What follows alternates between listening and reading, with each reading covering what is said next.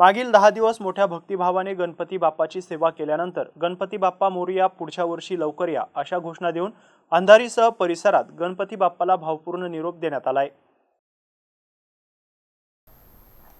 गणेशोत्सवानिमित्त 10 दिवस प्रत्येक गणेश मंडळांनी विविध उपक्रम राबवले। काही मंडळांनी नाटकाचे आयोजन केले होते, तर काही मंडळांसमोर कीर्तनाचे कार्यक्रम घेण्यात आले, तर काही ठिकाणी अन्नदान आणि महाप्रसादाचं वाटप मोठ्या प्रमाणात करण्यात आलं।